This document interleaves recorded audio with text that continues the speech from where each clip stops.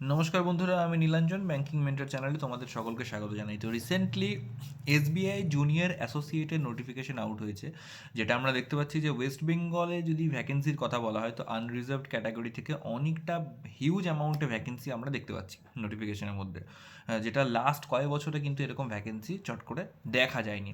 Last year আসামে অনেকটা ভালো ভ্যাকেন্সি ছিল, তাই ওয়েস্ট বেঙ্গল থেকে প্রচুর ক্যান্ডিডেটস যারা ছিল আসাম থেকে অ্যাপ্লাই করেছিল, আমি নিজেও অ্যাপ্লাই করেছিলাম। তো এই ট্রেন্ড একটা ছিল এবং তার মধ্যে অনেক অনেক ক্যান্ডিডেটসদের কিন্তু ফাইনাল সিলেকশনও হয়েছে, এবং যাদের ফাইনাল সিলেকশন হয়নি তাদের রিজার্ভ লিস্ট থেকেও কিন্তু অনেকে সিলেকশন পেয়েছে। কিন্তু এই বছর একটা সিনারিও, একটা বিরাট বড় একটা মানে আপসেট হয়ে গেছে, একটা মানে আপস অ্যান্ড ডাউনস হয়ে গেছে। কীরকম যে ওয়েস্ট বেঙ্গল একটা বিরাট ভালো অঙ্কে তোমার কিন্তু একটা ভ্যাকেন্সি রিলিজ করেছে, ঠিক আছে, একটা বিশাল ভালো অ্যামাউন্ট ভ্যাকেন্সি কিন্তু রিলিজ করেছে। আসামে কিন্তু তুলনামূলক সেই জায়গায় ভ্যাকেন্সিটা একটু কম আছে। এবার তোমাদের সবার মধ্যে একটা বড় প্রশ্ন, কনফিউশন হয়ে আসছে যে আমাদের এখন কি করা উচিত। তোমরা যারা অ্যাপ্লাই করছো তোমরা কি করা উচিত, তোমরা একটা কনফিউশনের মধ্যে পড়ে গেছো। অধিকাংশ সবাই আমাকে মেসেজ করে জানাচ্ছ যে আমাদের কি নর্থ ইস্ট স্টেট যেগুলোতে কাট অফ একটু কম থাকে তা সেখান থেকে অ্যাপ্লাই করা উচিত, নাকি ওয়েস্ট বেঙ্গলে যেহেতু ভ্যাকেন্সি এই বছর অনেকটা হাই আছে তাই ওয়েস্ট বেঙ্গল থেকে অ্যাপ্লাই করা উচিত, কোন ডিসিশনটা তোমাদের নেওয়া উচিত। তো প্রথমত যারা এই ব্যাপারটা সম্বন্ধে অবগত নয় তাদের জন্য একটু করে বলে দিই যে আমরা ক্ল্যারিক্যাল এক্সামস যেগুলো বেরোয় আমাদের ব্যাংক এক্সামসের ক্ষেত্রে, তো ক্ল্যারিক্যাল আরআরবি বাদ দিয়ে বলছি, কারণ আরআরবি হচ্ছে যেহেতু তোমার স্টেট ওয়াইজ হয়, তো আরআরবির ক্ষেত্রে তোমাকে একটা স্টেট পিক আপ করতে হবে।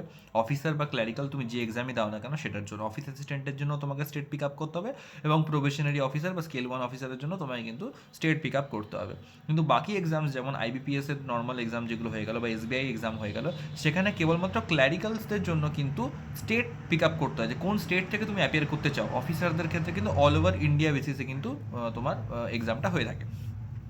তো এবার তার মধ্যে ব্যাপার আছে, এসবিআই স্পেশালি কী হয় না, যখন তুমি স্টেট সিলেকশন করো, ধরো তুমি আসাম স্টেটের ভ্যাকেন্সি থেকে ফিল আপ করতে এসো, তো তখন কি হবে, তোমার যখন চাকরি হবে, যদি চাকরি হয় তো সেখানে তোমার আসামেই কিন্তু তোমাকে পোস্টিং দেওয়া হবে, অ্যালটমেন্ট দেওয়া হবে, এবং ক্ল্যারিক্যাল ক্যাডারে থাকলে তোমাকে কিন্তু হোল কেরিয়ারে, তোমার হোল লাইফ কেরিয়ারের মধ্যে তোমাকে কিন্তু আসাম স্টেটের মধ্যেই রাখা হবে, এবং ওই স্টেটের মধ্যেই তোমাকে বিভিন্ন জায়গায় ট্রান্সফার করা হবে, বিভিন্ন ব্রাঞ্চে ট্রান্সফার করা হবে। ওই স্টেটের বাইরে কিন্তু তুমি বেরোতে পারবে না। আবার এসবিআইতে আরেকটা বেনিফিট থাকে কি, যে ধরো তুমি আসাম স্টেটের ভ্যাকেন্সি থেকে ফিল আপ করছো, কিন্তু তুমি চাইছো ওয়েস্ট বেঙ্গলে নিজের স্টেটে বসে এক্সাম দেবে, তুমি নিজের স্টেটে তুমি এক্সাম সেন্টার্স চাইছো, তো সেটা কিন্তু সম্ভব, যেটা কিন্তু আইবিপিএস এর এক্সামসের ক্ষেত্রে হয় না। তো এটা একটা বেসিক একটা আমি বলে দিলাম, যেটা অনেকে হয়তো জানে না, নতুন অ্যাসপিরেন্টস যারা আছে তাদের জন্য। এবার প্রশ্নটা হচ্ছে তোমাদের কি করা উচিত, যে নর্থ ইস্ট স্টেটস নাকি নিজের স্টেট। তো এক্ষেত্রে প্রথম কথা বলবো যে আরেকটা যেটা ফ্যাক্টর, বাইরের স্টেট থেকে অ্যাপিয়ার করার আগে তোমাকে দেখে নিতে হবে সেই স্টেটের অফিসিয়াল ল্যাঙ্গুয়েজের ব্যাপারে কি ইনফরমেশন দেওয়া আছে। যেমন আসামের অফিসিয়াল ল্যাঙ্গুয়েজের মধ্যে বেঙ্গলি, বোডো এবং অ্যাসামিজ, এই তিনটে ল্যাঙ্গুয়েজ থাকে। তো অফিসিয়াল ল্যাঙ্গুয়েজের যে ব্যাপারটা, এর একটা পয়েন্ট আছে, সেটা হচ্ছে যদি যদি তোমার অ্যাকাডেমিক সেশনে, অর্থাৎ স্কুল লাইফে তুমি যে পড়াশোনা করেছো বা কলেজ লাইফে যে পড়াশোনা করেছো, সেইখানে তোমার ওই স্টেটের যে অফিসিয়াল ল্যাঙ্গুয়েজগুলো মেনশন করা আছে তার মধ্যে যে কোনো অ্যাটলিস্ট যে কোনো একটা ল্যাঙ্গুয়েজ যদি তোমার অ্যাকাডেমিক সেশনে তুমি যদি পড়াশোনা করে থাকো, তার যদি সার্টিফিকেট তোমার কাছে থাকে, সার্টিফিকেট মানে তোমার রেজাল্ট, যে ধরো মাধ্যমিকের রেজাল্ট আছে, সেখানে হয়তো তোমার ওই স্টেটের ল্যাঙ্গুয়েজ তুমি তোমার পেপার হিসেবে ছিল, সাবজেক্ট হিসেবে ছিল, বা উচ্চ মাধ্যমিকে তোমার হয়তো এটা সাবজেক্ট হিসেবে ছিল, ওইটা তুমি যদি প্রডিউস করতে পারো, তাহলে কিন্তু তোমাকে কোনো রকম এলপিটি বা ল্যাঙ্গুয়েজ প্রফিসিয়েন্সি টেস্টে বসার দরকার পড়বে না। ওকে, এটা একটা বড় প্রমাণ হয়ে গেল। ওটা হচ্ছে প্রমাণ যে তুমি ওই স্টেটের যা ল্যাঙ্গুয়েজ, সেই ল্যাঙ্গুয়েজের সঙ্গে তুমি কমফোর্টেবল, তুমি সেই ল্যাঙ্গুয়েজটা পারো। এবার যদি কারণ এমন ইস্যু থাকে যে ধরো যে একাডেমিক লেভেলে সে হয়তো ওই স্টেটের অফিসিয়াল ল্যাঙ্গুয়েজ নিয়ে হয়তো পড়াশোনা করেনি, তো তখন কিন্তু তাকে একটা ল্যাঙ্গুয়েজ প্রফিসিয়েন্সি টেস্ট বা এলপিটি তাকে কিন্তু দিতে হবে। এবং এলপিটি দিয়ে তোমাকে কি করা হবে, তোমার ওই ল্যাঙ্গুয়েজটা, তুমি যে ল্যাঙ্গুয়েজটা চুজ করলে সেই ল্যাঙ্গুয়েজটা তুমি ভালো করে বলতে পারো নাকি, ভালো করে লিখতে পারো নাকি, এবং ভালো করে তুমি ওই ল্যাঙ্গুয়েজটায় আন্ডারস্ট্যান্ড করতে পারো নাকি, পড়তে পারো নাকি, এগুলো তোমাকে টেস্ট করা হবে আর কি। যেমন কথা বলছি, ধরো আমি যদি আমাদের মানে ওয়েস্ট বেঙ্গলের স্টুডেন্টদের কথা বলি, তো আমাদের অধিকাংশ জনের বাংলা ইংলিশ এই দুটো ল্যাঙ্গুয়েজই থাকে। তো আসাম থেকে অ্যাপ্লাই করতে গেলে আমাদের এলপিটি নিয়ে সমস্যায় পড়ার কথা নয়। কেন? কারণ তুমি জানো আসামের অফিসিয়াল ল্যাঙ্গুয়েজের মধ্যে বাংলা একটা ল্যাঙ্গুয়েজ আছে। তো সেইখান থেকে তুমি যখন প্রডিউস করবে তোমার ডকুমেন্টস যে তুমি বাংলা স্টাডি করেছো, তখন তোমাকে কোনো এলপিটি দিতে হবে না। কিন্তু তুমি যদি এমন কোনো স্টেট থেকে অ্যাপিয়ার করো যেখানে ধরো অফিসিয়াল ল্যাঙ্গুয়েজ হিন্দি, এবার ধরো আমাদের অনেকেরই আছে যাদের হিন্দি কিন্তু আমরা স্টাডি করিনি আমাদের একাডেমিক্সে। তো সেক্ষেত্রে কী করতে হবে, তোমাকে এলপিটি অ্যাপিয়ার করতে হবে এবং তোমাকে হিন্দি পড়া, হিন্দি লেখা এবং হিন্দি বলা, এইগুলোর যে টেস্ট হয় সেই টেস্টটা তোমাকে দিয়ে পরে ওখানে স্যাটিসফাই করতে হবে যে হ্যাঁ তুমি ওই ল্যাঙ্গুয়েজটা তুমি কমফোর্টেবল, তুমি পারো। এটা গেলে একটা এলপিটির পয়েন্ট। তো বাইরের স্টেট থেকে অ্যাপিয়ার করার আগে আমাদের সবার আগে এলপিটির ব্যাপারটাকে মাথায় রাখতে হবে, কারণ হয় কি এগুলো আমরা ওভারলুক করে যাই এবং ফাইনাল সিলেকশনের পরে আমরা কিন্তু এগুলো নিয়ে অনেকটা স্ট্রাগল করতে হয় আমাদেরকে। তাই কোন স্টেটটা চুজ করছি শুধু কাট অফ দেখে নয়, তার অফিসিয়াল ল্যাঙ্গুয়েজটাকেও আমাকে মাথায় রাখতে হবে। এটা একটা পয়েন্ট গেল। এবার হচ্ছে আসল পয়েন্ট যেটা, সেটা হচ্ছে এই বছর কী করা উচিত। দেখো ন্যাচারালি আমি এটা বলতে পারি, ওয়েস্ট বেঙ্গল হচ্ছে একটা খুবই কম্পিটিটিভ স্টেট। হ্যাঁ, এখানে যতই ভ্যাকেন্সি বেশি থাকুক তুমি কিন্তু কাট অফ হঠাৎ করে বিশাল ড্রপ হয়ে যাবে, লাস্ট কিছু ইয়ার্সে যা কাট অফ গেছিলো হর্স করে একটা ধস নেমে যাবে কাট অফের মধ্যে, সেটা কিন্তু এক্সপেক্টেড নয় কখনোই। আবার নর্থ ইস্ট স্টেটস যেগুলো যেমন আসাম হয়ে গেল, মেঘালয় হয়ে গেল, এসব টাইপের যে স্টেটসগুলো, এইখানে হচ্ছে কাট অফ মানে ভ্যাকেন্সি যতটাই কম থাকুক না কেন, কাট অফ যেখানে ফট করে বিশাল হাই হয়ে যাবে তাও কিন্তু নয়। নর্মালি দেখা যায় একটা ট্রেন্ড যে ওই সব স্টেটে কাট অফ একটু কমের দিকেই লাই করে, কমের দিকেই থাকে।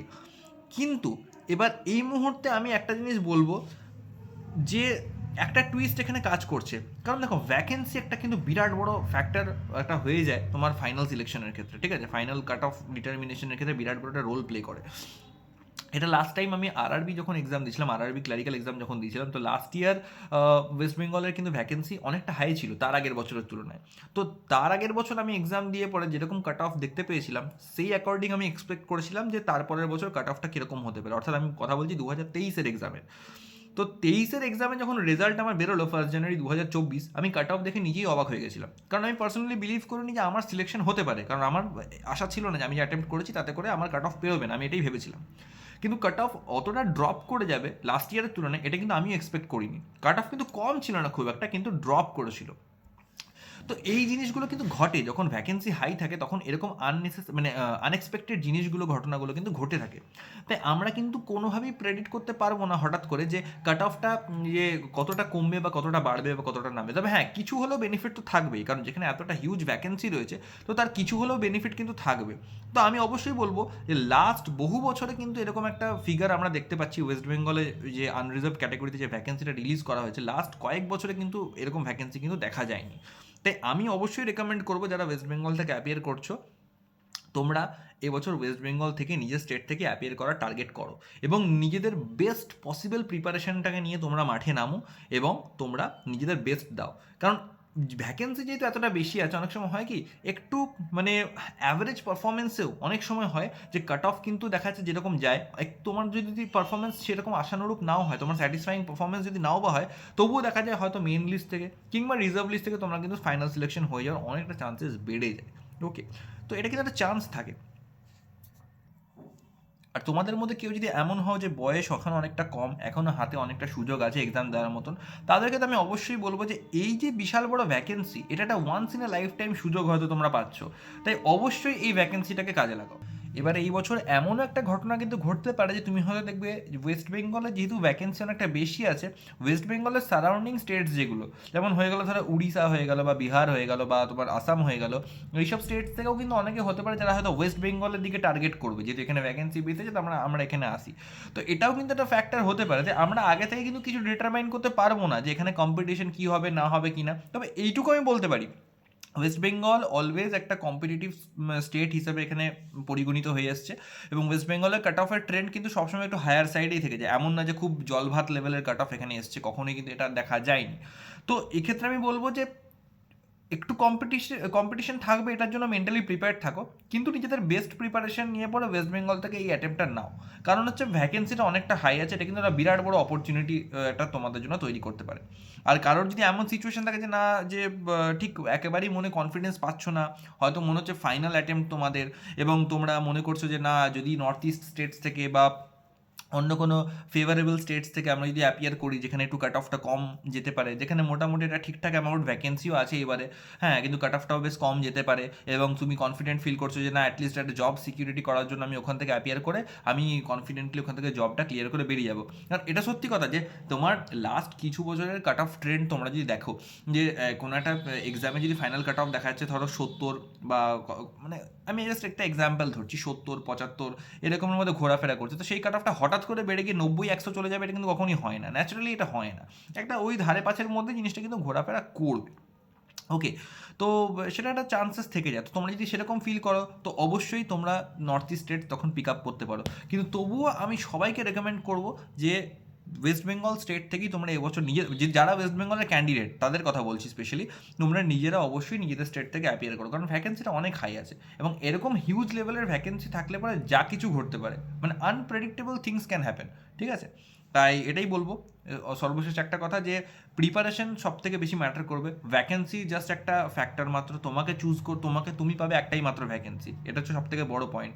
তুমি যে সিটটার জন্য ফাইট করছো সেই সিটটা তুমি একটাই সিট পাবে, তো সেই একটা সিটকে টার্গেট করো এবং নিজেদের বেস্ট পসিবল এফোর্টস দিয়ে পড়ে সেই জায়গাটাকে দখল করার চেষ্টা করো। বাস এটুকুই বলার, বাকি সমস্ত কিছু পরিস্থিতির সাপেক্ষ ব্যাপার স্যাপার, সেগুলো নিয়ে আমরা বেশি মাথা ঘামাবো না। নিজেদের যে ড্রব্যাকসগুলো আছে সেগুলোর উপর বেশি করে কাজ করব, ফোকাস করব, এবং তার সঙ্গে সেগুলোকে অ্যাচিভ করার চেষ্টা করব যেন আমরা বেটার আউটকাম পেতে পারি। Best wishes to all of you, thank you very much.